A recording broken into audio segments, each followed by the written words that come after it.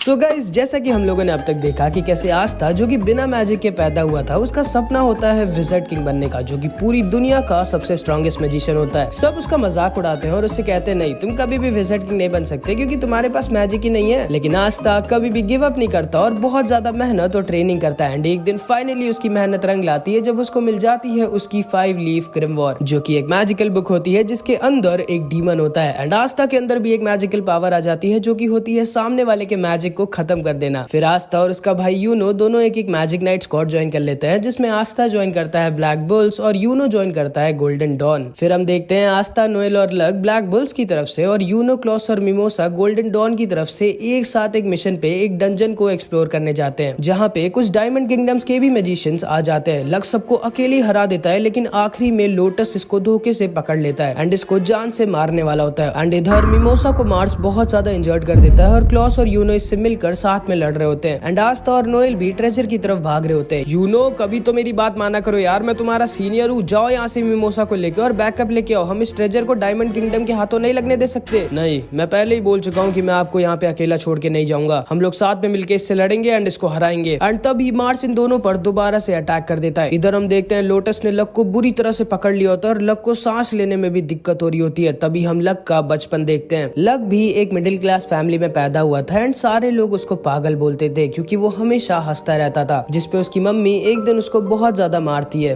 आखिर क्यों एक पागल मेरे घर पे पैदा हुआ? तुम हमेशा हंसते क्यों रहते हो? तुम्हारी दिक्कत क्या है? आखिर मेरी ही किस्मत इतनी खराब क्यों थी? एंड इन सबको सुनकर लक अंदर से बहुत ज्यादा दुखी हो जाता है, लेकिन वो फिर भी स्माइल कर रहा होता है। एंड फिर एक दिन लक एक नोबल फैमिली के बच्चे को फाइट में हरा देता है। किसी को भी यकीन नहीं होता कि लक, जो कि एक कॉमन फैमिली का है, उसने एक नोबल फैमिली के बच्चे को कैसे हरा दिया, क्योंकि लक ऐसा पहला कॉमनर था जिसने किसी नोबल फैमिली के बच्चे को हराया था। एंड जिंदगी में पहली बार उसकी मम्मी उसकी तारीफ करती हैं और उसे प्यार करती हैं। लक, तुम कोई नॉर्मल बच्चे नहीं हो, तुम स्पेशल हो और शायद तुम ही मेरी किस्मत को दोबारा से बदलोगे। याद रखना लक, इस दुनिया में हमारा कोई भी नहीं है। वादा करो कि तुम ऐसे ही लड़ते रहोगे और कभी नहीं हारोगे। वादा करो कि तुम तब तक नहीं हारोगे जब तक तुम मर नहीं जाते। वादा करो लक। एंड लक अपनी मम्मी से वादा कर देता है कि अब वो कभी भी नहीं हारेगा और बहुत लड़ाई कर कर बहुत स्ट्रांग बनेगा। एंड फिर एक दिन लक की मम्मी भी खत्म हो जाती है एंड सारे आसपास के लोग कह रहे होते हैं चलो अच्छा है, ये पागल औरत खत्म हो गई। उसके बच्चे को तो देखो, वो भी उसकी तरह पागल ही है। उसकी मम्मी खत्म हो गई लेकिन अभी भी वो हंस रहा है। सब लोग दूर रहना उससे, क्योंकि किसी को भी ये नहीं पता होता कि अंदर से लक कितना ज्यादा दुखी होता है। लेकिन कोई भी आगे बढ़कर लक की मदद करने नहीं आता। एंड लक उसी समय समझ जाता है कि उसकी मम्मी ने बिल्कुल सही कहा था, इस दुनिया में उसका कोई भी नहीं है, वो अकेला है। एंड लक उसी दिन डिसाइड करता है कि अब से सिर्फ वो वही करेगा जो उसकी मम्मी ने उससे कहा था, लड़ाई। और वो तब तक लड़ेगा जब तक वो मर नहीं जाता। एंड तब से आज तक लक एक भी बैटल में नहीं हारा है। एंड इसीलिए उसे लड़ना इतना ज्यादा पसंद है, क्योंकि वही एक चीज थी जिसके लिए उसकी मम्मी ने उसकी तारीफ की थी। लक लोटस के मैजिक की वजह से सांस भी नहीं ले पा रहा होता। ठीक है बच्चे, टाइम आ गया है तुम्हारा मरने का। नहीं, मैं हार नहीं सकता। मेरी मम्मी ने कहा था कभी हारना मत, लेकिन एक मिनट, उन्होंने ये भी तो कहा था कि मुझे तब तक नहीं हारना है जब तक मैं मर ना जाऊं, और मैं अब इसके मैजिक से बाहर नहीं निकल सकता। शायद अब मुझे मर ही जाना चाहिए। एंड लक गिव अप कर देता है और तैयार हो जाता है मरने के लिए। ठीक है बच्चे, अब सो जाओ हमेशा के लिए। लेकिन तभी वहाँ पर हमारा आस्था आ जाता है अपनी मैजिकल तलवार को लेके एंड लोटस के मैजिक को बीच से काट कर खत्म कर देता है एंड लक को बचा लेता है। हाँ, इस लड़के ने अपनी तलवार से मेरा मैजिक खत्म कर दिया, ये कैसा मैजिक है? आस्था लोटस से बोलता है, ओए तुम्हारी हिम्मत कैसे हुई मेरे सेनपाई को छूने की? एंड इधर यूनो भी मार्स के सामने अपनी ग्रिमवॉर निकाल लेता है एंड आस्था और यूनो दोनों तैयार हो जाते हैं एक बहुत ही खतरनाक बैटल लड़ने के लिए। लक को समझ में नहीं आ रहा होता कि आखिर आस्था ने उसे क्यों बचाया एंड वो अभी भी स्माइल कर रहा होता है। आखिर तुम्हारी दिक्कत क्या है बच्चे? तुम अभी भी हंस क्यों रहे हो? कहीं तुम्हें ये तो नहीं लग रहा कि तुम्हारे दोस्त तुम्हें बचा लेंगे? और अगर तुम्हें ऐसा लग रहा है तो ये तुम्हारी गलतफहमी है। लक आस्था और नोएल से कहता है तुम दोनों यहीं रुको, मैं इसको अकेला मारूंगा। मेरी मम्मी ने मुझसे कहा था मेरे को तब तक लड़ना है जब तक मैं मर नहीं जाता। एंड लक लोटस के ऊपर दोबारा से अटैक कर देता है, लेकिन लोटस उसके अटैक को डॉज करके उसके ऊपर अटैक कर देता है। एंड लोटस का अटैक लक को लगने वाला होता है, लेकिन एक बार फिर से आस्था लक को बचा लेता है और आस्था लक से बोलता है नहीं, मैं आपको मरने नहीं दूंगा लक सेनपाई। लक सोचता है कि आखिर ये क्यों मुझे बचाना चाहता है, मैं आखिर हूँ क्या इसका? मेरी मम्मी ने तो कहा था कि इस दुनिया में मेरा कोई भी नहीं है। एंड तब आस्था लक से बोलता है माफ करना लक सेनपाई, लेकिन मैं आपको मरने करने नहीं दे सकता क्योंकि आप मेरी फैमिली का एक हिस्सा हैं। एंड उसी समय लक की आंखें खुल जाती हैं और वो समझ जाता है कि नहीं, अब वो अकेला नहीं है, उसके पास अब एक पूरी फैमिली है जो उससे प्यार करती है एंड उसको प्रोटेक्ट करती है। एंड लक आस्था से कहता है तुम शायद सही कह रहे हो आस्था, साथ में लड़ने में शायद ज्यादा मजा आएगा, चलो मिलकर हम लोग इसकी बैंड बजाते हैं। एंड आस्था, नोएल और लक तैयार हो जाते हैं लोटस को हराने के लिए। इधर हम देखते हैं यूनो अपनी पूरी जान लगाकर मार्स के साथ लड़ाई कर रहा होता है, लेकिन मैंने तो पहले ही बताया था कि मार्स बहुत ज्यादा स्ट्रांग है। यूनो को समझ में नहीं आ रहा होता कि आखिर वो कैसे मार्स को हराए। और इधर लोटस ने अपने मैजिक से इन तीनों को घेर लिया होता है। जैसे ही आस्था उसके मैजिक को काटता है, दोबारा से लोटस का मैजिक आकर उन लोगों को घेर लेता है। लक सोचता है कि आखिर हम लोग कैसे हराए इसको, इसके स्मोक के अंदर हम लोग इसको देख नहीं सकते और ये बहुत ज्यादा फास्ट है और ये हम लोगों को हमारी मैजिक पावर की वजह से सेंस कर पा रहा है और हम लोगों में सिर्फ मैं ही इसको सेंस कर पा रहा हूँ। लेकिन तभी लक को याद आता है कि अरे हाँ, आस्था के पास तो मैजिकल पावर है ही नहीं, तो लोटस आस्था को सेंस नहीं कर सकता। एंड लक इन दोनों से कहता है मेरे पास एक प्लान है। नोएल आस्था को अपने मैजिक से हवा में भेजती है एंड लक अपने मैजिक से लोटस पर अटैक करता है और लोटस को आस्था की तरफ जाने के लिए मजबूर कर देता है। एंड आस्था के पास तो मैजिक है ही नहीं, तो लोटस आस्था को सेंस नहीं कर पाता एंड इसीलिए आस्था उसके पास पहुंच जाता है एंड अपनी तलवार से लोटस के ऊपर अटैक कर देता है। एंड लोटस अपने स्मोक प्रिजन से निकलकर दूर जाकर गिर जाता है। एंड इधर हम देखते हैं यूनो की हालत बहुत ज्यादा खराब हो चुकी होती है। सामने से हटो मेरे, तुम सब मुझे नहीं हरा सकते। एंड लोटस इधर समझ जाता है कि नहीं, वो आस्था के रहते इन लोगों को नहीं हरा सकता। एंड तभी वो अपने मैजिक से एक स्मोक कार बनाकर वहाँ से भागने लगता है। भाई साहब, आखिर क्या क्या कर सकता है अपने मैजिक से। लक उसके पीछे भागता है, लेकिन लक को चकमा देके लोटस वहाँ से निकल जाता है। चलो अच्छा है वो भाग गया, अब हमें क्या करना चाहिए। यार वो भाग गया, मेरे को उसको जान से मारना था, लेकिन चलो कोई नहीं, चलो हम लोग मिलकर अब ट्रेजर ढूंढते हैं। लेकिन तभी लक मार्स के मैजिक पावर को सेंस कर लेता है। एक मिनट, यहाँ पे अभी आसपास कोई और भी है जिसके पास बहुत ज्यादा स्ट्रॉन्ग मैजिकल पावर है, चलो हम लोग साथ में चलते हैं उसके साथ लड़ने और उसको हराने। एंड इधर हम देखते हैं मिमोसा बहुत ज्यादा हर्ट होती है और धीरे धीरे हील हो रही होती है और यूनो अपनी पूरी जान लगाकर मार्स के साथ लड़ाई कर रहा होता है। लेकिन मार्स बहुत ज्यादा स्ट्रांग होता है और उसकी और यूनो की फाइट में मार्स यूनो पर भारी पड़ रहा होता है। एंड देखकर लग भी नहीं रहा होता कि मार्स जरा सा भी थका हुआ है। क्लॉस समझ जाता है कि ये लड़का कोई नॉर्मल ह्यूमन नहीं है, ये वो है जिसके ऊपर डायमंड किंगडम ने एक एक्सपेरिमेंट कर इसको स्ट्रांग बनाया था, जिसमें इसके साथ और भी कई बच्चों पर एक्सपेरिमेंट किया गया था और उसके बाद उन सबको आपस में लड़ाया गया था। एंड आखिरी में सिर्फ एक बच्चा जिंदा बचा था जो कि था मार्स। क्लॉस को अंदर से बहुत बुरा भी लग रहा होता है क्योंकि एक नोबल फैमिली का होने के बाद भी यूनो जो कि एक कॉमनर है वो उसको प्रोटेक्ट कर रहा है। एंड क्लॉस गुस्से से अपनी पूरी जान लगाकर मार्स के ऊपर अटैक कर देता है, लेकिन मार्स अपने डायमंड शैडो क्लोन से खुद को बचा लेता है एंड वो क्लॉस के ऊपर अपने डायमंड क्लोन से अटैक कर देता है और यूनो के ऊपर अपनी डायमंड स्वॉर्ड से। यूनो बहुत ज्यादा इंजर्ड होता है, लेकिन किसी तरह वो अपने आप को बचा रहा होता है और बार बार मार्स के ऊपर अटैक कर रहा होता है, लेकिन मार्स को वो हिला भी नहीं पा रहा होता और मार्स को कुछ भी फर्क नहीं पड़ रहा होता यूनो के अटैक से। मार्स यूनो से बोलता है तुम्हें समझ में नहीं आ रहा क्या, तुम मुझे नहीं हरा सकते, गिव अप कर दो।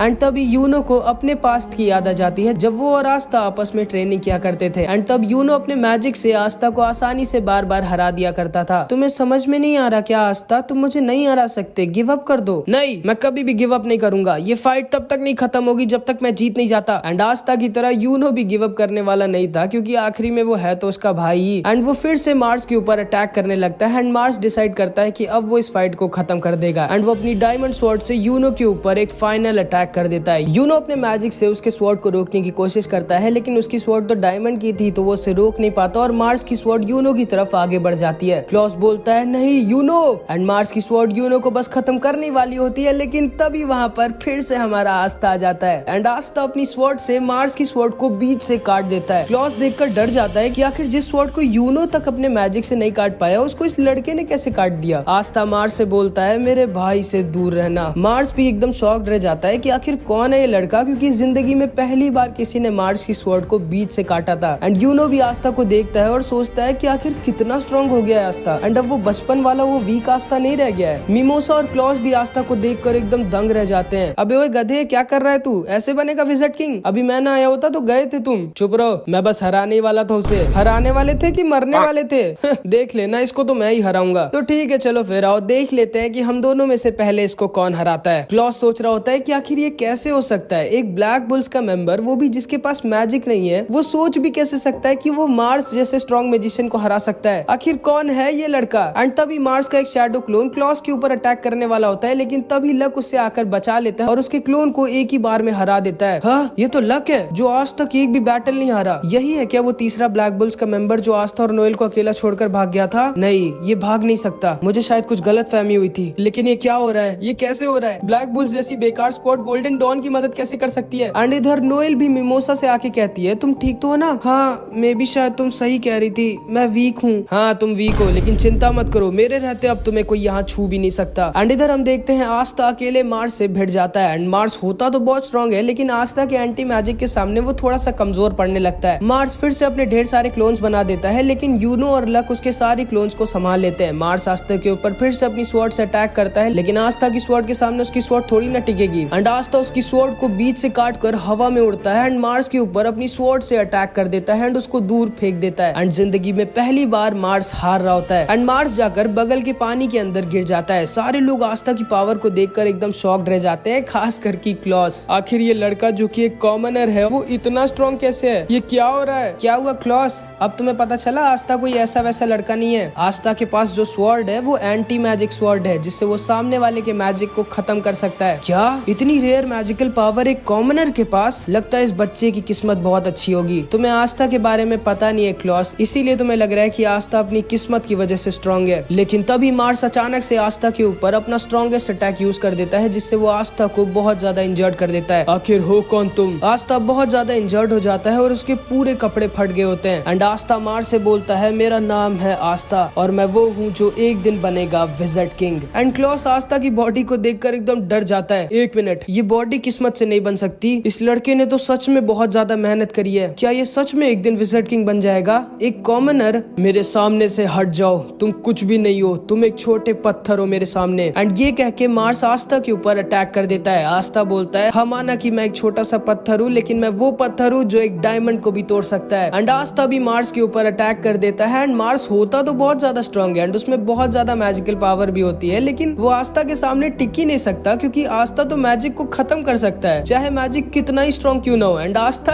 एक अटैक में मार्स की डायमंड बॉडी को तोड़ देता है एंड मार्स दूर जाकर गिर जाता है और वहीं पर बेहोश हो जाता है। एंड आस्था को लगता है कि वो उस फाइट को जीत गया है। उसके बाद क्लॉस अपने मैजिक से मार्स को बंदी बना लेता है। तुम्हें सच में लगता है ना कि तुम्हारा मैजिक इसको पकड़ कर रख पाएगा? और नहीं तो क्या? मेरी मैजिकल पावर पे शक मत करो लड़के, मैं एक नोबल फैमिली का हूँ और इसको देखो, ये इतना ज्यादा इंजर्ड है। तुम्हें लगता है कि ये मेरा मैजिक प्रिजन तोड़ पाएगा? और मेरे पास इसकी ग्रिमवॉर भी है, तो ये नहीं निकल सकता मेरे मैजिक से। ठीक है समझ गया। आस्था, हाँ जल्दी से उन कपड़ों का कुछ करो। एक मिनट, कपड़े तो मेरे फटे हैं, तुम क्यों शर्मा रही हो? चुप रहो और अपने कपड़े ठीक करवाओ जल्दी। ठीक है, तो गोल्डन डॉन अपने मिशन में सक्सेसफुल हुई और हम ब्लैक बुल से जीत गए, क्योंकि हम पहले ट्रेजर के पास पहुंचे थे। पागल हो गया तुम? मैं ना होता तो अभी तुम लोग ट्रेजर के पास नहीं, भगवान के पास पहुंच जाते। चुप रहो लड़के, तमीज से बात करो मेरे से। मेरा नाम है क्लॉस और मैं गोल्डन डॉन का ये हम जीत गए, ब्लैक बुल्स जीत गई। मेरी बात बीच में मत काटो, ब्लैक बुल्स जीत गई। मैंने कहा मेरी बात बीच में मत काटो, ब्लैक बुल्स जीत गई। गोल्डन डॉन जीती है, ब्लैक बुल्स जीती है, नहीं Golden Dawn Black Bulls. And इसी बात पे इन दोनों की फिर से लड़ाई हो जाती है। तभी लक सबसे बोलता है, ये गेट तो बहुत ही ज्यादा स्ट्रॉन्ग मैजिकल पावर का बना हुआ है, आस्था तुम ही इसको बीच से काट सकते हो। जिसपे क्लॉस बोलता है, जैसे ये लड़का अकेले इतने स्ट्रॉन्ग मैजिकल गेट को तोड़ पाएगा। एंड आस्था एक सेकंड में अपनी स्वॉर्ड से उस मैजिकल गेट को बीच से काट देता है एंड क्लॉस का एकदम मुंह बन जाता है। एंड फिर ये सारे लोग अंदर घुस जाते हैं और अंदर होता है बहुत सारा खजाना। एंड आस्था इतना सारा सोना देखकर पागल हो जाता है। ये सारे लोग भी ट्रेजर को देखने लगते हैं। ये क्या जादू का? ओए लड़के, इस ट्रेजर को मत छुओ। क्यों, ये तुम्हारा है क्या? नहीं, ये क्लोवर किंगडम के लोगों का है। हाँ तो मैं भी तो क्लोवर किंगडम का ही हूँ। ढक्कन किसको बोला तुमने? एंड तभी यूनो को एक मैजिकल स्क्रॉल दिखती है एंड यूनो जैसे ही उसको अपने हाथ में खोलता है, उस स्क्रॉल में जो भी लिखा था वो गायब हो जाता है और यूनो की ग्रिम वॉर बहुत ज्यादा तेज रोशनी में जलने लगती है। क्लॉस सोच रहा होता है कि आखिर ये दोनों भाई जो कि एक नोबल फैमिली के भी नहीं है, फिर आखिर ये दोनों इतने स्ट्रॉन्ग कैसे हैं? एक के पास 4 लीफ ग्रिम वॉर है और दूसरे के पास इतनी रेयर एंटी मैजिक की पावर है। एंड इसके बाद हम देखते हैं नेरो आस्था को जबरदस्ती एक दीवार के पास लेके जाती है। क्या करूं मैं इस दीवार का? एंड नेरो आस्था को मारने लगती है, क्योंकि आस्था समझ नहीं रहा होता कि नेरो से क्या कहना चाह रही थी। लेकिन तभी अचानक से दोबारा से मार्स की ग्रिम वॉर जलने लगती है। लक जोर से चिल्लाता है, दरवाजे से दूर हटो तुम लोग। लेकिन बहुत ज्यादा लेट हो चुकी थी। मार्स गेट को तोड़कर अंदर आ जाता है और नोएल के ऊपर अटैक कर देता है और नोएल बहुत ज्यादा इंजर्ड हो जाती है। आस्था नोएल की हालत को देखकर पागल हो जाता है और अपनी ग्रिम वॉर से अपनी तलवार निकालकर मार्स की तरफ भागता है। मार्स की ग्रिम वॉर भी दोबारा से उड़कर उसके पास चली जाती है और मार्स अपने डायमंड मैजिक से इन सब को पकड़ लेता है। आखिर कैसे? ये तो इतना ज्यादा इंजर्ड था, फिर ये होश में कैसे आ गया? एंड तभी क्लॉस देखकर शॉक्ड रह जाता है, क्योंकि मार्स के पास फायर हीलिंग मैजिक होता है, जिससे वो मिमोसा की तरह अपने आप को हील कर सकता था। नहीं, ये नहीं हो सकता, ये तो इम्पॉसिबल है। एक आदमी के पास एक ही मैजिकल पावर हो सकती है, फिर इसके पास दो मैजिकल पावर कैसे है। एंड आस्था बहुत ज्यादा गुस्से में मार्स की तरफ अपनी तलवार लेकर भागता है। मैं समझ चुका हूँ कि तुम्हारी मैजिकल पावर क्या है, तुम किसी के भी मैजिक को अपनी तलवार से खत्म कर सकते हो, लेकिन क्या तुम अपनी इतनी बड़ी तलवार से इन सारे सुपर फास्ट मैजिक अटैक्स को रोक सकते हो। एंड मार्स आस्था के ऊपर डायमंड ब्लेड से अटैक कर देता है। एंड क्योंकि आस्था की तलवार बहुत ज्यादा बड़ी होती है तो उसे अपनी तलवार से मार्स के सारे अटैक्स को रोकने में दिक्कत होती है। एंड तभी मार्स आस्था के ऊपर एक बहुत ज्यादा स्ट्रॉन्ग अटैक कर देता है। एंड आस्था उसी दीवार से जाकर टकरा जाता है जिसे नेरो उसे दिखा रही थी। एंड आस्था वहीं पर बेहोश हो जाता है। लक, यूनो और क्लॉस को मार्स अपने मैजिक से पकड़ लिया होता है जिससे वो निकल नहीं पा रहे होते। एंड मिमोसा नोएल को हील कर रही होती है और नोएल की हालत बहुत ज्यादा खराब होती है। एंड अगर उसको जल्दी हील नहीं किया गया तो नोएल खत्म हो जाएगी। एंड मार्स बोलता है, नहीं, मैं तुम्हारी दोस्त को तुम्हें बचाने नहीं दूंगा, तुम सब वीक हो, तुम सबको मैं मार डालूंगा। एंड मार्स मिमोसा और नोएल की तरफ आगे बढ़ता है उन्हें खत्म करने। अब आस्था बेहोश हो जाता है। यूनो, क्लॉस और लक को भी मार्स अपने डायमंड प्रिजन मैजिक से पकड़ लेता है जिससे वो लोग छूट नहीं पा रहे होते। एंड नोएल बहुत ज्यादा इंजर्ड होती है और मिमोसा उसे अपनी पूरी जान लगाकर हील कर रही होती है। एंड अगर जल्दी नोएल को हील नहीं किया गया तो नोएल खत्म हो जाएगी। लेकिन तभी मार्स मिमोसा को नोएल को हील करते हुए देख लेता है एंड बोलता है, नहीं, मैं तुम्हें तुम्हारी दोस्त को नहीं बचाने दूंगा, तुम सब वीक हो, तुम सबको मरना होगा, मुझे नफरत है दोस्ती से, इस दुनिया में दोस्ती नाम की कोई चीज नहीं होती। एंड मार्स ऐसा क्यों कह रहा होता है ये हम उसके बचपन को देखकर समझ जाएंगे। बचपन में हम मार्स को देखते हैं जो रो रहा होता है क्योंकि उसके मम्मी पापा ने उसे पैसों के लिए डायमंड किंगडम के साइंटिस्ट को बेच दिया होता है। तुम रो क्यों रहे हो? मार्स उल्टा घूमता है तो उसके सामने एक लड़की खड़ी होती है जिसका नाम हिनाटा होता है। तुम्हारा नाम मार्स है ना? चिंता मत करो, मैंने सुना है कि जब हम लोग बहुत स्ट्रांग हो जाएंगे तब हमें साइंटिस्ट छोड़ देंगे एंड हम सब फिर से आजाद हो जाएंगे। जिसको सुनकर मार्स दोबारा से थोड़ा खुश हो जाता है। मेरा नाम हिनाटा है, तुम मेरे दोस्त बनोगे मार्स? चलो हम लोग साथ में इस जगह से बाहर निकलेंगे। एंड जिंदगी में पहली बार मार्स का कोई दोस्त बनता है। उसके बाद मार्स और हिनाटा बहुत अच्छे दोस्त बन जाते हैं, इतने अच्छे कि वो दोनों एक दूसरे के लिए अपनी जान भी दे सकते थे। लेकिन फिर एक दिन उनके एक्सपेरिमेंट का फाइनल एग्जाम आ जाता है। ये तुम सारे बच्चों का फाइनल टेस्ट है, तुम सबको एक दूसरे से लड़ना है और जान से मारना है, और जो भी आखिरी में अकेला जिंदा बचेगा वो इस जगह से आजाद हो जाएगा और वो बन जाएगा डायमंड किंगडम का स्ट्रॉन्गेस्ट मैजिक नाइट। एंड इस अनाउंसमेंट को सुनते ही मार्स एकदम शॉक्ड रह जाता है। लेकिन सारे के सारे बच्चे एक दूसरे पर हमला कर देते हैं एंड एक दूसरे को जान से मारने लगते हैं जिन्हें वो इतने टाइम से जानते थे। लेकिन मार्स किसी को भी नहीं मारता क्योंकि वो बहुत अच्छा होता है और वो अपने दोस्तों पर अटैक नहीं करना चाहता था। वो पूरे टाइम सिर्फ अपने आप को बचाता रहता है। लेकिन आखिरी में मार्स के अलावा सिर्फ एक और बच्ची जिंदा बची होती है जो कोई और नहीं बल्कि हिनाटा होती है। एंड मार्स तो हिनाटा के ऊपर अटैक करने नहीं वाला था क्योंकि वो हिनाटा से बहुत प्यार करता था। लेकिन तभी हिनाटा रोते रोते बोलती है, माफ करना मार्स, लेकिन मुझे तुम्हें जान से मारना होगा, मुझे यहाँ से निकलना है। एंड हिनाटा मार्स के ऊपर अटैक कर देती है। मार्स को यकीन नहीं होता कि हिनाटा उसे धोखा कैसे दे सकती है जबकि वो उसकी इतनी अच्छी दोस्त थी। एंड मार्स के पास कोई और ऑप्शन नहीं बचता तो वो अपने आप को बचाने के लिए हिनाटा को खत्म कर देता है एंड बहुत ज्यादा रोता है। एंड उसके बाद से ही मार्स का दोस्ती के ऊपर से विश्वास उठ जाता है और वो किसी पर भी विश्वास नहीं करता। एंड इसीलिए वो नोएल और मिमोसा को खत्म करना चाहता था क्योंकि उसे दोस्ती से नफरत होती है। एंड इधर हम देखते हैं हमारा आस्था बेहोश पड़ा होता है। ओए लड़के, मेरी बेइज्जती मत करा, जल्दी उठ, मेरे पास तेरे लिए कुछ है। जिसको सुनकर आस्था होश में आ जाता है एंड उसको समझ में नहीं आता कि अभी अभी उसको किसने उठाया था। एंड तभी वो देखता है उसके बगल में एक छोटे साइज की तलवार जमीन में घुसी हुई होती है। एंड इधर हम देखते हैं मार्स इन दोनों के ऊपर अपने डायमंड ब्लेड से अटैक कर देता है। मिमोसा, लेकिन तभी वहाँ पर आस्था अपनी नई स्वॉर्ड लेकर पहुंच जाता है और मिमोसा और नोएल को बचा लेता है। एंड अब तो आस्था की तलवार का साइज बहुत कम होता है तो आस्था आसानी से मार्स के सारे अटैक्स रोक देता है। तुम फिर से आ गए? आस्था सोचता है, नहीं, मैं अभी मार्स पर अटैक नहीं कर सकता, मेरा मेन काम इस समय नोएल को प्रोटेक्ट करना है। लेकिन तभी हम देखते हैं नोएल भी होश में आ जाती है और कहती है, आस्था मेरी चिंता मत करो, अब मैं ठीक हूँ, जाओ बैंड बजा दो इसकी। जिसको सुनते ही आस्था तैयार हो जाता है मार्स की बैंड बजाने के लिए। एंड तभी मार्स आस्था के ऊपर अटैक कर देता है और आस्था अपनी नई तलवार से अपने एंटी मैजिक वेव से अटैक कर देता है। आस्था सिर्फ अपने एक अटैक से मार्स को दोबारा से दूर फेंक देता है एंड मार्स दूर जाकर गिर जाता है। लेकिन इस बार मार्स का अटैक भी आस्था को लग जाता है एंड आस्था के पेट में मार्स का एक डायमंड घुस जाता है एंड आस्था वहीं पर बेहोश हो जाता है। ये सारे लोग अपने आप को आजाद करने की कोशिश करते हैं लेकिन मार्स का डायमंड प्रिजन बहुत ज्यादा स्ट्रांग होता है तो इसीलिए वो लोग मार्स के मैजिक से छूट नहीं पा रहे होते। आस्था वहीं पर बेहोश पड़ा होता है लेकिन मार्स फिर से वापस उठ जाता है। भाई बहुत स्ट्रांग होता है ये। एंड ये गुस्से में बोलता है, बस बहुत हुआ,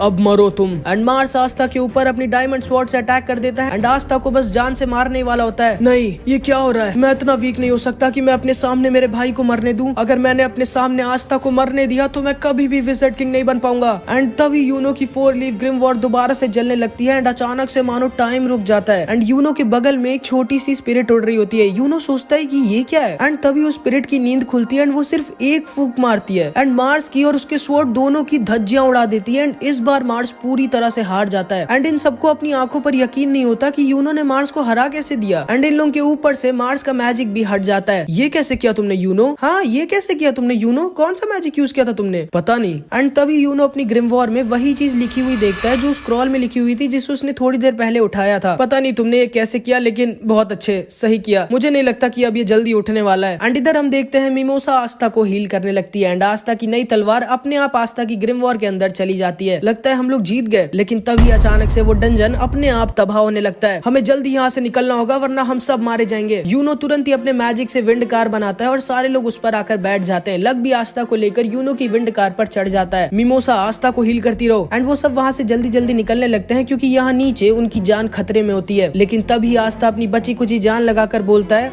यूनो हमें उसे भी बचाना होगा। क्या बक रहे हो तुम हमारे दुश्मन को बचाना चाहते हो? तुम जानते हो ना वो कितना बुरा इंसान है। हाँ, मैं जानता हूँ कि वो बुरा इंसान है, लेकिन हम लोग तो बुरे इंसान नहीं है ना, इसीलिए हमें उसे बचाना होगा। यूनो बोलता है ठीक है। एंड वो लोग मार्स को बचाने के लिए उसकी तरफ जाने लगते हैं, लेकिन तभी एक बड़ा सा पत्थर उसके ऊपर गिर जाता है। यूनो उसे बचाने का टाइम नहीं है, उसे बचाने के चक्कर में हम सब मारे जाएंगे, निकलो यहाँ से। एंड मार्स को पीछे छोड़कर ये लोग किसी तरह अपनी जान बचाते हुए एक दूसरे की मदद करते हुए उस डंजन से निकल जाते हैं। बाल बाल बचे हम लोग।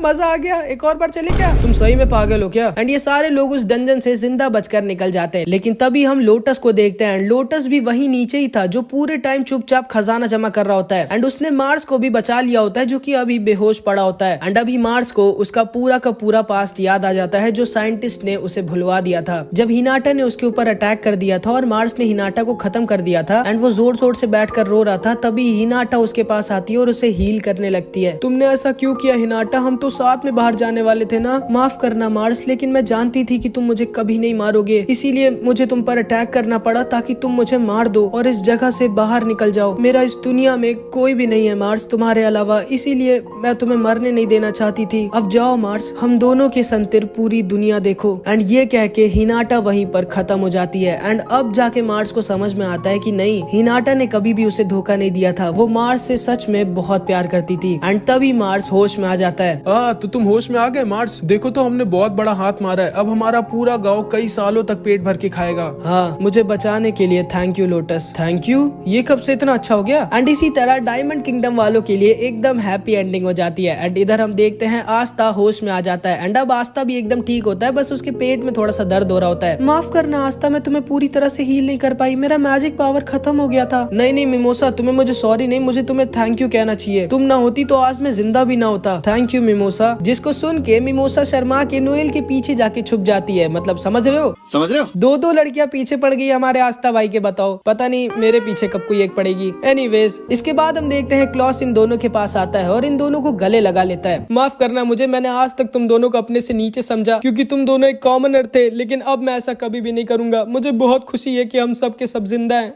क्लॉस सर, इतना जोर से मत गले लगाओ वरना मैं ज्यादा देर जिंदा नहीं बचूंगा। ओ माफ करना। ओ यूनो, मुझसे लड़ाई करोगे क्या? चलो देखते हैं हम दोनों में कौन ज्यादा स्ट्रांग है। नहीं। अरे नोएल, देखो मेरी तरह तुम्हारे भी कपड़े फट गए। चुप रहो पागल। एंड इन लोगों की भी इधर एकदम हैप्पी एंडिंग हो जाती है। इसके बाद ये सारे लोग वापस अपने बेस लौट जाते हैं। इसके बाद हम थोड़े दिनों बाद देखते हैं, क्या मैं एक हफ्ते बाद सो के उठाऊं? और नहीं तो क्या, भालू हो क्या तुम? कोई बात नहीं मेरे प्यारे आस्था, तुम्हारी चोट से रिकवर होने के लिए तुम्हें एक अच्छी नींद की जरूरत थी। और हाँ, नोएल को तुम्हारी बहुत चिंता थी, वो रोज रोज तुम्हारी तबियत देखने जाती थी। क्या सच में नोएल? झूठ बोल रही है ये। आस्था, अब तो तुम ठीक हो गए हो, मुझसे लड़ाई करोगे क्या? नहीं, अभी मुझे बहुत भूख लगी है। मुझे पता था तुम्हें भूख लगी होगी आस्था, इसीलिए मैं तुम्हारे लिए ढेर सारा खाना लाई हूँ। चार्मी सनपाई, आप सबसे अच्छी हो। एंड आस्था पागलों की तरह खाना खाने लगता है। एंड तभी उसके गले में खाना अटक जाता है। ये लो पानी, सुअरों की तरह क्यों खा रहे हो? तुम्हारा खाना भाग के जाएगा नहीं कहीं। एंड तभी यामी दरवाजा तोड़ के अंदर आ जाता है। अरे तुम जिंदा तो हो ना बच्चे? मुझे लगा था कि तुम टै बोल गए।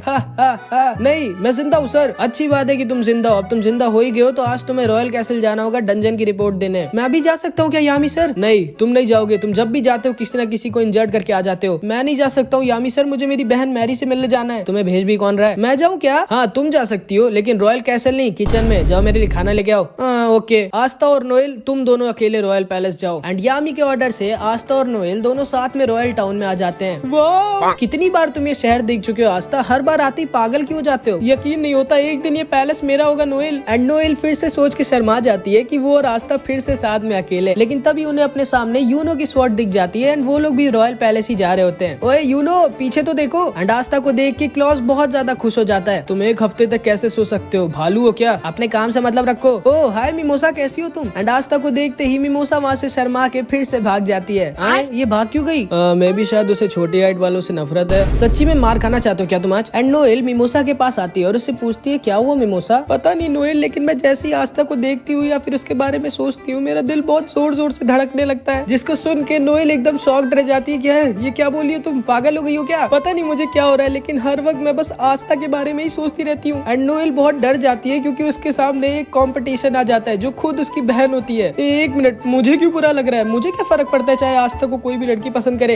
ये क्या हो रहा है? एक मिनट, कहीं मुझे आस्था से एंड ये दोनों लोग चिल्लाने लगते हैं। इन दोनों को क्या हो गया? कहीं इन दोनों के पेट में दर्द तो नहीं हो रहा? इसके बाद हम देखते हैं ये सारे लोग रॉयल पैलेस के गेट के सामने पहुंच जाते हैं। एंड तभी क्लॉस, मिमोसा और नोएल एकदम शॉक्ड रह जाते हैं और अपने घुटने टेक लेते हैं क्योंकि इन लोगों के सामने खुद खड़े होते हैं द विज़र्ड किंग। ये कौन है यूनो? पागल लड़के, ये कोई और नहीं बल्कि हमारे विज़र्ड किंग सर जूलियस हैं, जिसको सुनकर आस्था और यूनो एकदम शॉक्ड रह जाते हैं। एंड ये दोनों भी अपने घुटने टेक लेते हैं। आस्था को यकीन नहीं होता कि उसके सामने खुद विज़र्ड किंग खड़े हैं जो उसका वेलकम करने आए हैं। इसके बाद हम देखते हैं ये सारे लोग एक जगह पर खड़े होते हैं एंड विज़र्ड किंग यूनो की ग्रिमवॉर्ड देख रहे होते हैं। एंड यूनो आस्था अभी तक शॉक में होते हैं और उनको यकीन नहीं हो रहा होता कि उनके सामने खुद विज़र्ड किंग खड़े हैं जो पूरी दुनिया के सबसे स्ट्रॉन्गेस्ट मैजिशियन है, जो अकेले पूरी दुनिया तबाह कर सकते हैं। वाओ, 4 लीफ ग्रिमवॉर्ड मैं जिंदगी में पहली बार देख रहा हूँ। तो लोग सही कहते हैं, विज़र्ड किंग को रेयर मैजिकल पावर्स बहुत ज्यादा ही पसंद है। एक मिनट, ये स्पेल कहाँ से आई तुम्हारे पास यूनो? असल में उस डंजन में मैंने एक स्क्रॉल खोला था एंड उसकी स्पेल अपने आप गायब होके मेरी ग्रिमवॉर्ड में आ गई थी। ये तो द विंड स्पिरिट सिल्फी की स्पेल है। तो इस बच्चे को विंड स्पिरिट ने चूज किया है। कमाल की बात है। तुम एक बार इसे यूज करके दिखा सकते हो क्या मुझे प्लीज? माफ कीजिएगा सर, लेकिन मैं उसे यूज करने की कोशिश तो की, लेकिन मैं उस स्पेल को यूज नहीं कर पा रहा। चलो कोई बात नहीं, लेकिन हाँ यूनो, मैं तुम्हें पहले ही बता दे रहा हूँ, जिस दिन तुम इस स्पेल को पूरी तरह से यूज करना सीख गए उस दिन तुम बहुत ज्यादा स्ट्रॉन्ग हो जाओगे। इतने ज्यादा स्ट्रॉन्ग कि हजारों मैजिक नाइट तुम्हारे सामने टिक नहीं पाएंगे। Thank you sir. Wizard king sir, आप मेरी भी ग्रिमवॉर्ड एक बार देख सकते हैं क्या प्लीज? मुझे बता दीजिए ना इसमें क्या लिखा है। हाँ जरूर, इसमें लिखा है। क्या लिखा है जो मैं समझ नहीं पा रहा हूँ? कोई नहीं, ये देखिए मेरी मैजिक स्वॉर्ड। क्या यही है क्या तुम्हारी एंटी मैजिक स्वॉर्ड? मैं प्लीज इसे एक बार हाथ में ले सकता हूँ क्या? हाँ सर जरूर, ये लीजिए। एंड विज़र्ड किंग आस्था की स्वॉर्ड को अपने हाथों में पकड़ लेते हैं। एक मिनट, ये स्वॉर्ड तो मेरा बहुत ज्यादा मैजिक एब्जॉर्ब कर रही है। शायद इसीलिए केवल ये लड़का ही इस स्वॉर्ड को चला सकता है क्योंकि इसके पास बिल्कुल भी मैजिक नहीं है। क्योंकि अगर कोई आम मैजिक नाइट इसको उठाएगा भी तो उसका सारा मैजिक 1 सेकंड में खत्म हो जाएगा। ये लो आस्था अपनी स्वॉर्ड। तुम्हारी स्वॉर्ड भी तुम्हारी तरह बहुत रेयर है। सुना तुमने यूनो, विज़र्ड किंग मेरी तारीफ कर रहे हैं। अच्छा हाँ विज़र्ड किंग सर, मुझे आपसे एक क्वेश्चन पूछना था। क्या आस्था? एंड तभी आस्था और यूनो दोनों चिल्लाकर पूछते हैं कि हम कैसे विज़र्ड किंग बन सकते हैं? तुम दोनों पागल तो नहीं हो गए? विज़र्ड किंग से ही पूछ रहे हो कि तुम उनको हटा के विज़र्ड किंग कैसे बन सकते हो? मैं तुम्हें बताता हूँ, विज़र्ड किंग बनने के लिए तुम लोगों को पूरे क्लोवर किंगडम की मंजूरी चाहिए होगी। नहीं क्लॉस। एंड तभी क्लॉस चुप हो जाता है। आस्था और यूनो, याद रखना, विज़र्ड किंग बनने के लिए तुम लोगों को किसी की मंजूरी की जरूरत नहीं। तुम लोगों को इतना स्ट्रॉन्ग बनना होगा कि कोई भी तुम्हारे विज़र्ड किंग बनने के डिसीजन को चैलेंज ना कर पाए। इतना स्ट्रॉन्ग कि अगर तुम बोलो कि तुम अगला विज़र्ड किंग बनना चाहते हो तो कोई तुम्हारे सामने खड़ा ना हो जो तुमसे कह सके कि नहीं तुम नहीं, मैं विज़र्ड किंग बनूंगा। एंड जिस दिन तुम लोग इतने स्ट्रॉन्ग हो जाओगे उस दिन तुम लोग तैयार हो जाओगे अगला विज़र्ड किंग बनने के लिए। जिसको सुन के आस्था और यूनो दोनों बहुत खुश हो जाते हैं कि उन लोगों को किसी की मंजूरी की जरूरत नहीं विज़र्ड किंग बनने के लिए। उन्हें बस इतना ज्यादा स्ट्रॉन्ग बनना होगा कि उनके सामने कोई खड़े होने की हिम्मत ना करे। उसके बाद विज़र्ड किंग इन सबको एक अवार्ड सेरेमनी में लेके जाते हैं जहाँ पे वो उन लोगों को मेडल देंगे जिन्होंने इस बार मिशन में सबसे अच्छा परफॉर्म किया। ध्यान से देखना आस्था और यूनो, विज़र्ड किंग बनने के लिए तुम्हें इन सबको हराना होगा। एंड तभी सेरेमनी हॉल का दरवाजा खुलता है और वहीं पे खड़े होते हैं बहुत सारे लोग, जहाँ पे नोएल के तीनों भाई बहन भी खड़े होते हैं, सॉलिड, नेब्रा और Silver Eagle magic knight squad का कैप्टन नोजेल। एंड ये बहुत ज्यादा स्ट्रॉन्ग होता है। एंड वहीं पे Crimson Lion magic knight squad का कैप्टन फुगी लियोन और ब्लू रोज स्क्वाड की कैप्टन शार्लेट भी होती है। एंड ये दोनों भी बहुत ज्यादा स्ट्रॉन्ग होते हैं। इसके बाद विज़र्ड किंग उन सारे लोगों को मेडल देते हैं जिन्होंने सबसे ज्यादा स्टार्स कलेक्ट किए होते हैं, जिसमें गोल्डन डॉन के वाइस कैप्टन एल्केडोर को भी मेडल मिलता है। ठीक है, तो अब सारे लोगों को मेडल मिल चुके हैं, अब हम सब लोग साथ में मिलके खाना खाएंगे। लेकिन तभी मैक्स विज़र्ड किंग के कान में कुछ आकर कहता है, माफ करना मुझे आप लोग, लेकिन मेरे को एक काम आ गया, तो आप लोग आराम से खाना खाओ, मैं बाद में आऊंगा। एंड विज़र्ड किंग ये कह के वहाँ से चले जाते हैं। उसके बाद ये सारे लोग खाना खाने लगते हैं एंड सारे के सारे लोग इन सबको बहुत बुरी नजरों से घूर रहे होते हैं। एंड इसीलिए इन सबको बहुत ज्यादा अजीब लग रहा होता है। लेकिन हमारे आस्था को कुछ फर्क नहीं पड़ता, वो मस्त अपना खाना ठूस रहा होता है। इसके अंदर शर्म नहीं है क्या? नहीं, पूरा बेशरम है। आस्था तुम मेरा भी खाना खाना चाहोगे क्या? हाँ हाँ क्यों नहीं मिमोसा, लाओ सारा का सारा मेरी प्लेट में डाल दो। यकीन नहीं होता, विज़र्ड किंग ने क्या सोच के इन कॉमनर्स कुत्तों को हमारे साथ पार्टी में इनवाइट कर दिया। उस लड़के को तो देखो, मैं उसके अंदर से बिल्कुल भी मैजिकल पावर सेंस नहीं कर पा रही हूँ। कोई इतना बड़ा लूजर कैसे हो सकता है? देखो तो वो सुअरों की तरह खाना खा रहा है। क्या सारे कॉमनर्स ऐसे ही खाते होंगे?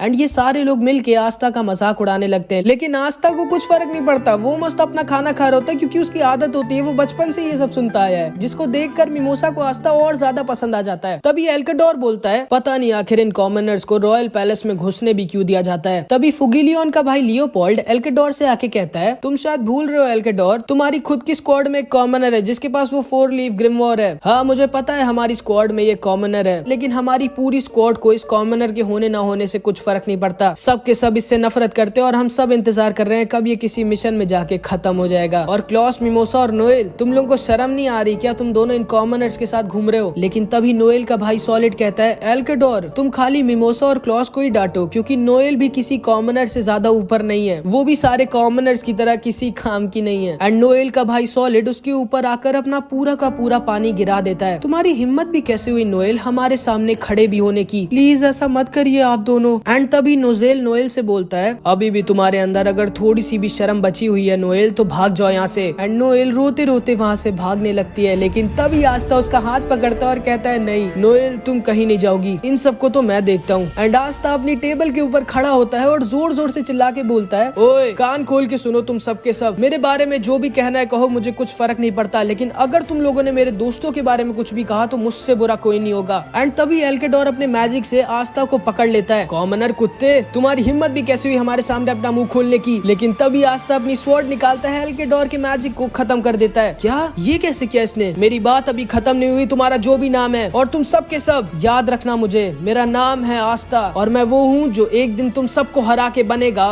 Wizard king. मतलब सोच पा रहे हो तुम, आस्था 3 कैप्टन के सामने ये बोल रहा है कि मैं तुम सबको हरा कर बनूंगा विज़र्ड किंग। एंड यहाँ पर ने हमारे पिछले पार्ट में देखा था कि कैसे आस्था और यूनो फाइनली मिल लेते हैं विज़र्ड किंग से। एंड फिर विज़र्ड किंग इन दोनों को एक पार्टी में लेके जाते हैं, लेकिन फिर उनको एक काम की वजह से बाहर जाना पड़ता है। एंड ये सारे लोग आस्था का मजाक उड़ा रहे होते हैं, लेकिन हमारे आस्था भाई को कुछ फर्क नहीं पड़ता क्योंकि वो बचपन से ये सब सुनता है एंड वो मस्त अपना खाना खा रहा होता है। लेकिन जब बात उसके दोस्तों पर आती है और ये सारे लोग उसके दोस्तों का मजाक उड़ाने लगते हैं, तब आस्था चढ़ जाता है अपनी टेबल के ऊपर अपनी तलवार निकाल के एंड 3 कैप्टन के सामने बोलता है, याद रखना मुझे तुम सब, मेरा नाम है आस्था और मैं वो हूँ जो एक दिन तुम सबको हरा के बनेगा विज़र्ड किंग। अब हम देखते हैं इसके आगे क्या होता है। तो आस्था की बात सुनते ही नोएल का भाई सॉलिड और उसकी बहन नेब्रा हंसने लगते हैं एंड क्लॉस सोचता है कि अब तो आस्था पक्का मरेगा। तुम विज़र्ड किंग सुना आप सब ने, एक कॉमनर कुत्ता विज़र्ड किंग बनेगा। एंड तभी ये दोनों आस्था के ऊपर अपना मैजिकल अटैक यूज कर देते हैं, लेकिन आस्था अकेले सिर्फ एक बार में इन दोनों के अटैक को खत्म कर देता है। ये दोनों एकदम शॉक्ड रह जाते हैं और समझ जाते हैं कि नहीं ये बच्चा कोई ऐसा वैसा बच्चा नहीं है। एंड तभी एल्केडोर अपने मैजिक से आस्था को पकड़ लेता है। आस्था सर प्लीज आस्था को छोड़ दीजिए। चुप रहो, इसने जो गलती की है उसके लिए इसको मौत ही मिलेगी। बिल्कुल सही कहा तुमने एल्केडोर, इस कुत्ते को तो मौत मैं दूंगा। एंड तभी सॉलिड अपने मैजिक से आस्था को, जो खुद उसके किंगडम का मैजिक नाइट है, उसे खत्म करने वाला होता है। नहीं भैया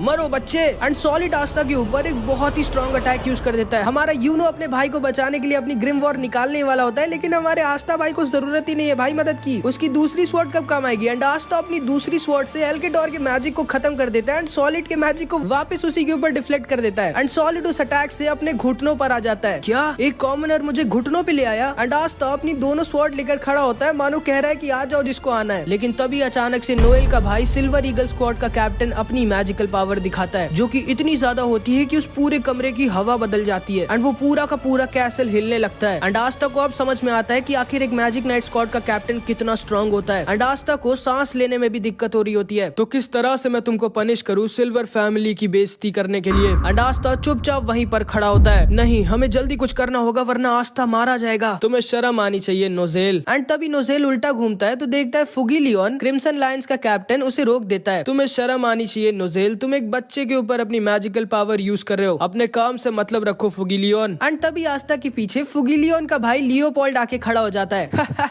सही कहा था मिमोसा ने, तुम तो बहुत फनी हो। पास्ता पास्ता पास्ता नहीं आस्ता, अच्छा नाश्ता, तुम मुझे पसंद है, आज से तुम मेरे राइवल हो। चलो देखते हैं हम दोनों में पहले विज़र्ड किंग कौन बनता है। माफ करना भाई, लेकिन मेरा राइवल वो है यूनो। कोई नहीं खस्ता, आज से मैं भी तुम्हारा राइवल हूँ, ठीक है। नोएल और क्लॉस दोनों खुश हो जाते हैं कि चलो आस्ता बच तो गया, लेकिन तभी हम देखते हैं इन दोनों की आपस में लड़ाई हो जाती है। विज़र्ड किंग ने खुद उस बच्चे को बुलाया है, तुम्हें थोड़ी सी रिस्पेक्ट करनी चाहिए उस बच्चे की। क्या एक नोबल फैमिली का होने के बाद भी एक कॉमनर की इज्जत की बात कर रहे हो तुम सारे क्रिम्सन लायंस के लोग बिना दिमाग के ही पैदा होते हैं क्या? क्या बोला तुमने? जो तुमने सुना। एंड ये दोनों अपनी मैजिकल पावर अनलीश कर देते हैं, जो कि इतनी ज्यादा होती है कि आस्था को यकीन नहीं होता कि कोई इतना स्ट्रॉन्ग कैसे हो सकता है। ये दोनों तैयार हो जाते हैं एक दूसरे से लड़ने के लिए, लेकिन तभी एक गार्ड जो एकदम डरा हुआ होता है वो दरवाजा खोलता है। सर, रॉयल कैपिटल के ऊपर अटैक हो गया है, हमारे क्लोवर किंगडम के ऊपर अटैक हो गया है। क्या? किसने किया? इधर हम देखते हैं क्लोवर किंगडम के ऊपर एक आदमी ने अटैक कर दिया होता है जिसका नाम डेड होता है। एंड इसके पास मैजिकल पावर होती है ज़ॉम्बीज़ को समन करने की, जो मर ही नहीं सकते चाहे उन पर जितना अटैक करो। एंड इसीलिए ये सारे मैजिक नाइट डेड को रोक नहीं पा रहे होते। एंड वो पूरा का पूरा क्लोवर किंगडम तबाह कर रहा होता है और क्लोवर किंगडम के लोगों को मार रहा होता है। ये कैसे हो सकता है? क्लोवर किंगडम के ऊपर कोई अटैक करे और हमें पता भी ना चले। हमारे क्लोवर किंगडम को तो मैजिक नाइट्स अपने बैरियर से बचा के रखते हैं। जरूर से ये किसी क्लोवर किंगडम के अंदर के आदमी का काम है, लेकिन कौन है जो क्लोवर किंगडम को अंदर से धोखा दे रहा है? एक मिनट, ये सब सोचने का टाइम नहीं है अभी, लोग वहाँ बाहर मर रहे हैं। आप लोग करो सोच विचार, मैं तो जा रहा हूँ लोगों को बचाने। ओए पागल लड़के, कहाँ जा रहे हो तुम? तुम्हें पता भी है कहाँ जाना है?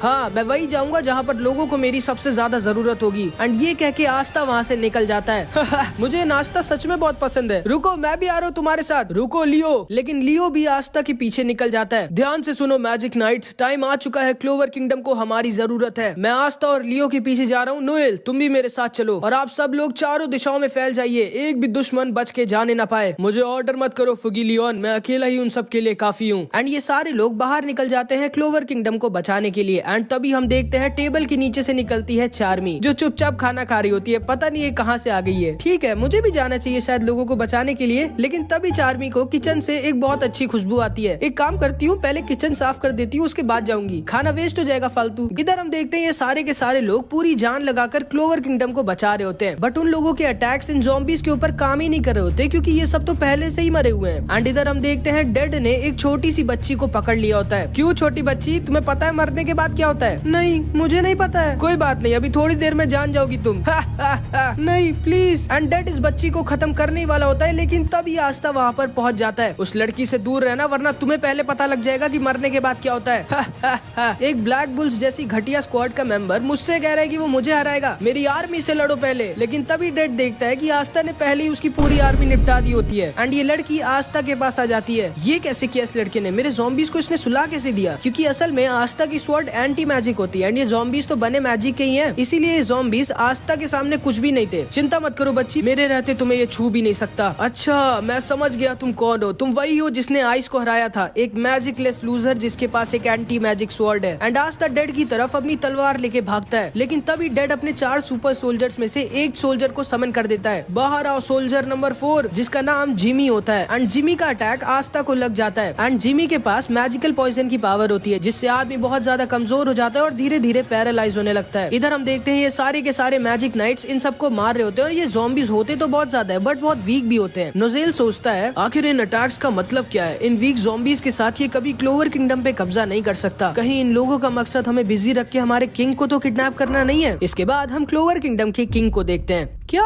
जूलियस यहाँ पे नहीं आया मुझे बचाने? नहीं सर, डायमंड किंगडम ने हम लोगों के एक विलेज पर अटैक कर दिया है, वो उसे रोकने गए। उससे कहो कि उस विलेज के लोगों की जान मेरी जान से ज्यादा जरूरी नहीं है। उससे कहो कि वो जल्दी यहाँ पर आए, मुझे तो लग रहा है ये सारे लोग मुझे ही किडनैप करने आए हैं। चिंता मत करिए सर, हम सारे मैजिक नाइट्स के रहते, आपको कोई छू भी नहीं सकता। ठीक है, एक काम करो, जितने भी मैजिक नाइट्स इस किंगडम में है सबको मेरे पास बुला लो। बट सर, फिर हमारे किंगडम के लोगों का क्या होगा? मुझे फर्क नहीं पड़ता, जल्दी बुलाओ सबको, और तुम मुझे खाना खिलाओ। एंड इधर हम देखते हैं उस पॉइजन की वजह से आस्था को बहुत दिक्कत हो रही होती है। एंड नोएल इधर चुप के आस्था को देख रही होती है। वो उसकी मदद करने नहीं जा रही होती, क्योंकि उसको उसके भाई बहन के बातों की याद आ रही होती है। मैं क्या ही कर सकती हूँ, आखिर मैं तो वीक हूँ। अगर मैं वहाँ जाऊंगी तो मैं आस्था के ऊपर एक बोझ बन जाऊंगी। लियो, आस्था को जल्दी जाके बचाओ। लेकिन तभी कुछ ज़ॉम्बीज़ नोएल के ऊपर अटैक करने वाले होते हैं। तभी फुगी लियोन नोएल को बचा लेता है। क्या कर रही हो नोएल, तुम बैटल पे ध्यान दो। Sorry mama. एंड असल में फुगी लियोन नोएल का मामा होता है। ध्यान से सुनो नोएल, मुझे पता है कि तुम इतना क्यों डर रही हो और अपनी पावर्स पर शक कर रही हो, सिर्फ इसलिए ना क्योंकि तुम्हारे तुम्हारे भाई बहन तुम्हें वीक कहते हैं और तुम्हें पता है कि तुम वीक हो, है ना? जिसको सुनकर नोएल दुखी हो जाती है और चुप हो जाती है। नोएल, मेरी इस बात को याद रखना, वीक होने में कोई बुराई नहीं है, वीक रहने में बुराई है। ट्रेनिंग करो और ज्यादा स्ट्रांग बनो ताकि तुम्हारे भाई बहन दोबारा तुमसे ये ना कह पाए। जिसको सुनते ही नोएल की आंखें खुल जाती हैं। ये सही तो कह रहे हैं, आस्था भी हमेशा से इतना स्ट्रांग नहीं था, वो भी कभी न कभी वीक था। और अगर आस्था ट्रेनिंग करके स्ट्रांग हो सकता है तो मैं भी हो सकती हूँ। एंड इधर हम देखते हैं आस्था डेड और जिमी के ऊपर अटैक नहीं कर पा रहा होता क्योंकि उसे उस बच्ची को बचाना होता है जो बहुत ज्यादा डरी हुई होती है। नेरो भी इस बच्ची को संभाल रही होती है, लेकिन तभी नोएल अपने मैजिक से उस बच्ची के ऊपर एक बैरियर बना देती है। ओए गधे, जाओ बिना किसी टेंशन के इस आदमी से लड़ो और इसकी बैंड बजा दो। थैंक यू नोएल, तुम सच में बहुत कमाल हो यार। चुप रहो और जाके लड़ो। एंड आस्था के पास कुछ और ज़ॉम्बीज आ जाते हैं लेकिन उनको लियो संभाल लेता है। इन छोटे मोटे ज़ॉम्बीज को मैं तुम्हारे पास आने भी नहीं दूंगा पास्ता, जाओ। एंड अब आस्था के ऊपर कोई टेंशन नहीं होती एंड वो तैयार हो जाता है डेड की बैंड बजाने के लिए। वो अपनी दूसरी स्वॉर्ड निकालता है एंड लट्टू बन जाता है भाई। एंड जिमी के ऊपर सिर्फ एक अटैक करता है और जिमी को हरा देता है। बहुत अच्छे खस्ता, वाह ये भैया कितने स्ट्रॉन्ग है। तुम्हारी इतनी हिम्मत कि तुमने मेरे जिमी को हरा दिया, लो इससे लड़ो। Soldier number 3 electro. एंड तभी आस्था के सामने डेड का तीसरा सोल्जर आ जाता है जिसके पास लाइटनिंग की पावर होती है एंड वो बहुत ज्यादा स्ट्रांग होता है। अपना ख्याल रखना आस्था। एंड नोएल उस बच्ची को वहाँ से भगा देती है और तुम दोनों लड़ो मेरे सोल्जर नंबर 2 से। एंड इस सोल्जर का नाम मड होता है जिसके पास कीचड़ की पावर होती है एंड वो इन दोनों के ऊपर अटैक कर देता है। आस्था इलेक्ट्रो के ऊपर अटैक कर रहा होता है बट इलेक्ट्रो बहुत ऊपर उड़ रहा होता है, इसीलिए आस्था उसके पास तक पहुंच नहीं पा रहा होता। नीचे तो आबे, फिर लड़ाई होगी ना। एंड तभी इलेक्ट्रो आस्था के ऊपर एक बहुत ही भयानक अटैक करने वाला होता है जिससे आस्था बच नहीं सकता था। लेकिन तभी फुगीलियन अपने मैजिक से एक बार में इलेक्ट्रो को खत्म कर देता है। क्या सिर्फ एक अटैक में इलेक्ट्रो खत्म हो गया? केवल एक ही आदमी इस पूरे किंगडम में है जिसके पास इतनी स्ट्रॉन्ग फायर पावर है, क्रिम्सन लायन स्क्वाड का कैप्टन फुगीलियन। बहुत अच्छे आस्था, बहुत अच्छा लड़े तुम। अब जल्दी मिमोसा के पास जाओ वरना इसका पॉइजन तुम्हें पूरी तरह से पैरालाइज कर देगा। एंड आस्था को यकीन नहीं होता कि फुगीलियन उसकी तारीफ कर रहा होता है। और हाँ आस्था, मुझे कहना तो नहीं चाहिए लेकिन मुझे बहुत दुख हो रहा है कि मैं तुम्हें अपनी टीम में नहीं ले पाया। यामी भी सच में कभी कभी बहुत अच्छे डिसीजन ले लेता है। और हाँ आस्था, मैं भी विज़र्ड किंग बनना चाहता हूँ तो तुम मुझे भी अपना राइवल समझो। एंड फुगीलियन डेड की तरफ आगे बढ़ जाता है उसे सबक सिखाने के लिए। एंड डेड अब थोड़ा डर जाता है क्योंकि उसके सामने खुद क्रिम्सन लॉयन का कैप्टन फुगीलियन खड़ा होता है। आस्था बहुत इमोशनल हो जाता है क्योंकि उसकी एक कैप्टन ने तारीफ करी होती है और वो उसे अपना राइवल समझते हैं। फुगीलियन सर, मैं भी आपके साथ लड़ूंगा। एंड आस्था डेड की तरफ भागता है। चुप रहो, जल्दी मिमोसा के पास जाओ वरना पैरालाइज हो जाओगे तुम। मैं देख सकता हूँ पॉइजन बहुत तेजी से फैल रहा है तुम्हारी बॉडी में। और लियो, तुम्हें मेरी मदद चाहिए क्या? बिल्कुल भी नहीं भैया। एंड तभी लियो अपने मैजिक से डेड के सोल्जर नंबर 2 का अंडा फ्राई बना देता है भाई। आस्था को यकीन नहीं होता कि ये दोनों भाई कितने कूल हैं। अब तुम नहीं बच सकते डेड, ये बताओ कि तुमने क्लोवर किंगडम के ऊपर अटैक क्यों किया? आखिर क्या दुश्मनी है तुम्हारी क्लोवर किंगडम से? शायद मैं आपको याद नहीं हूँ कैप्टन, मैंने पिछले साल एंट्रेंस एग्जाम दिया था और मैं इतना ज्यादा स्ट्रॉन्ग था, लेकिन फिर भी आप लोगों में से किसी ने मुझे अपनी टीम में नहीं लिया। क्यों? क्या तुम्हें शर्म आनी चाहिए? सिर्फ इतनी सी बात के लिए तुमने क्लोवर किंगडम के ऊपर अटैक कर दिया और इतने सारे लोगों को जान से मार दिया। तुम्हें इसकी बहुत बड़ी सजा मिलेगी।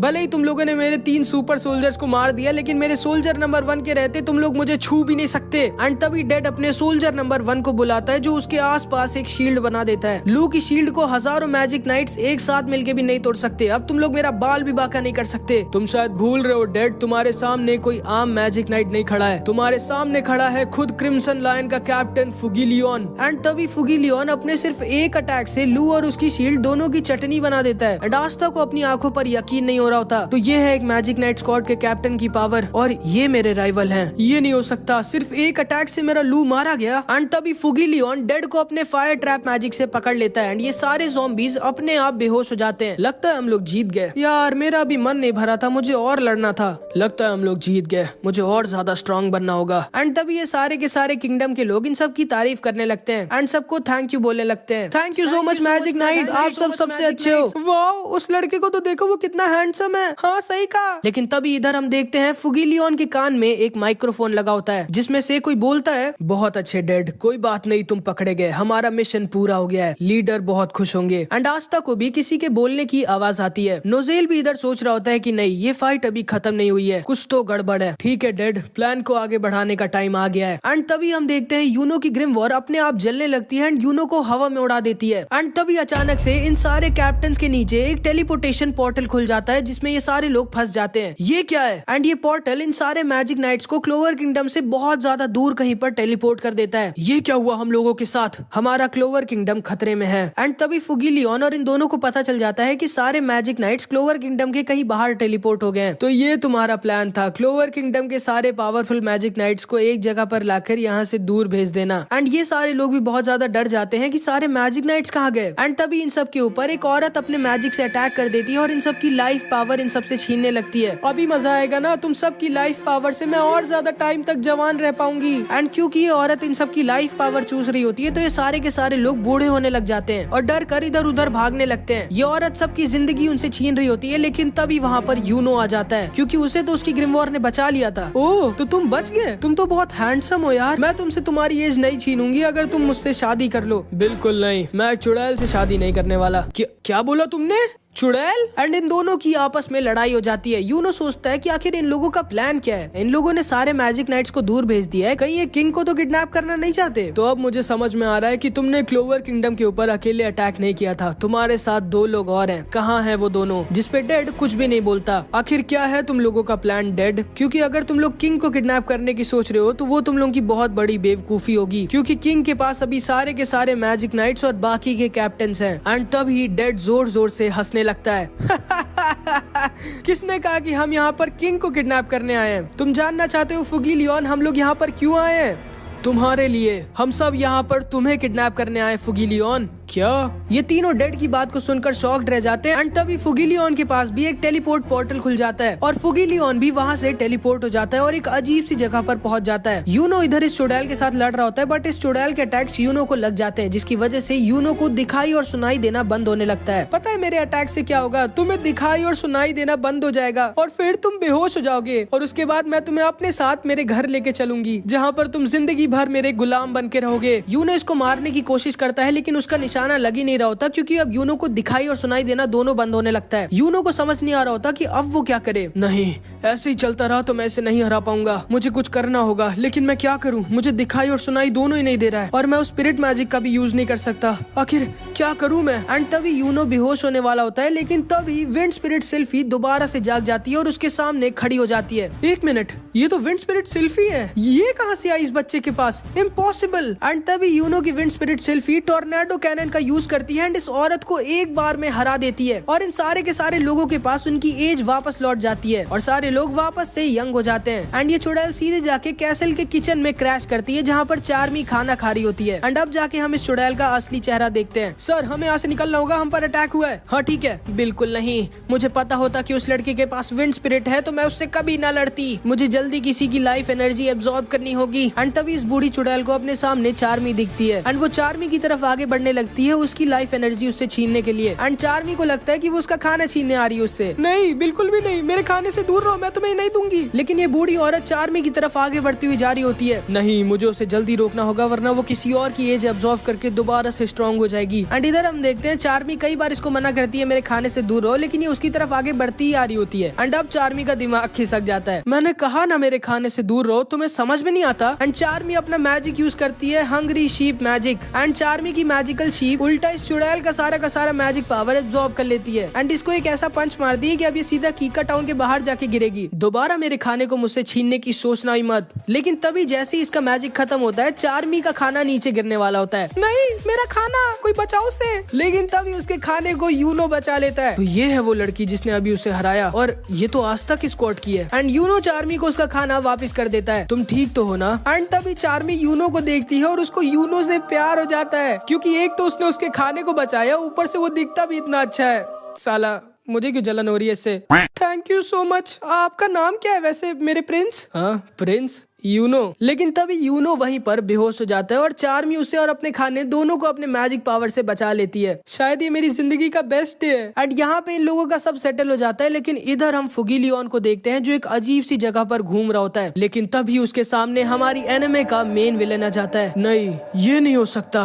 एंड इधर लियो डेड को गुस्से से पकड़ लेता है। जल्दी बताओ तुमने मेरे भाई को कहाँ भेजा है? नहीं लियो, फुगिलियोन सर को इसने नहीं भेजा है, जिसने भी उसे भेजा है वो जरूर हमारे आसपास कहीं है। एंड आस्ता पूरी ध्यान लगाकर सुनता है और उसको उन चारों के अलावा एक और हार्ट बीट सुनाई देती है। एंड वो तुरंत उस हार्ट बीट की तरफ भागता है एंड वो डेड के टीममेट को ढूंढ लेता है जो वहीं ज़ॉम्बीज़ के बीच में छुपा होता है, जिसके पास टेलीपोर्टेशन की पावर होती है एंड इसका नाम ओबिटो होता है। यार तुम मुझे ढूंढ भी कैसे सकते हो जब मैंने ये मास्क पहना था? जानवर हो क्या तुम बच्चे? लेकिन कोई बात नहीं, हमारा मिशन पूरा हो चुका है। एंड तभी इन लोगों के बगल में फुगिलियोन गिर जाता है जिसका एक हाथ कट चुका होता है एंड वो बस मरने ही वाला होता है। नोए, लियो और आस्ता बहुत ज्यादा डर जाते हैं। भैया! एंड अपने भाई की हालत को देखकर लियो एकदम सदमे में आ जाता है एंड तभी डेड लियो के ऊपर एक अटैक यूज कर देता है और लियो दूर जाकर गिर जाता है। डेड, हमारा मिशन पूरा हो चुका है, हमें यहाँ से निकलना होगा। एंड तभी ओबिटो अपने टेलीपोर्टेशन मैजिक से डेड के साथ वहाँ से भागने लगता है। नहीं, मैं इसको जाने नहीं दे सकता, मुझे कुछ करना होगा, लेकिन मैं क्या करूँ, मैं तो हिल भी नहीं पा रहा। एंड तभी आस्ता अपना दिमाग लगाता है और अपनी स्वॉर्ड को डेड के टेलीपोर्टेशन मैजिक के ऊपर फेंक देता है एंड वो दूर से ही ओबिटो की टेलीपोर्टेशन मैजिक को खत्म कर देता है। एंड तभी आस्ता उसके पास आकर उसको एक हेडबट मार देता है। ओबिटो दोबारा से डेड को लेके वहाँ से भागने की कोशिश करता है, लेकिन फिर से आस्ता उसको अपनी दूसरी स्वॉर्ड से रोक देता है। एंड अब आस्ता डेड को यहाँ से जाने नहीं देने वाला था, लेकिन जिमी के पॉइजन की वजह से आस्ता धीरे धीरे पैरालाइज हो रहा होता है एंड उसे चलने में भी बहुत दिक्कत हो रही होती है और उसके पास अब ज्यादा टाइम नहीं बचा है। लेकिन फिर भी वो अपनी तलवार लेकर डेड की तरफ किसी तरह बढ़ रहा होता है। डेड सोचता है कि आखिर कौन है ये लड़का? जिमी के इतने स्ट्रॉन्ग पॉइजन के बाद भी ये हिल भी कैसे रहा है? ओबिटो को समझ में नहीं आ रहा था कि वो क्या करे, क्योंकि वो डेड को अकेले छोड़ के नहीं भाग सकता था और सारे के सारे मैजिक नाइट्स कभी भी यहाँ पर वापस लौट जाएंगे। लेकिन तभी डेड और ओबिटो के बाकी के टीममेट्स भी वहाँ पर आ जाते हैं। तुम्हें शर्म आना चाहिए डेड, तुम एक बच्चे को नहीं हरा पा रहे। एंड आस्ता को डेड और ओबिटो के अलावा 5 और लोग घेर लेते हैं। अब बोलो बच्चे, अब मांगो अपने जान की भीख। लेकिन तभी आस्ता हंसने लगता है। मैंने ये पहले क्यों नहीं सोचा? एंड आस्ता अपनी स्वॉर्ड से खुद को ही काट लेता है, जिसकी वजह से जिमी का पैरालाइज मैजिक उसके ऊपर से खत्म हो जाता है। क्या इस लड़के ने खुद को ही काट लिया? ये पागल है। एंड तभी आस्ता बोलता है, शायद टाइम आ चुका है ये प्रूव करने का कि मैं क्यों बनूंगा अगला विज़र्ड किंग। आ जाओ तुम सब के सब एक साथ। एंड आस्ता अकेले तैयार हो जाता है इन 7 लोगों से अकेले लड़ने के लिए।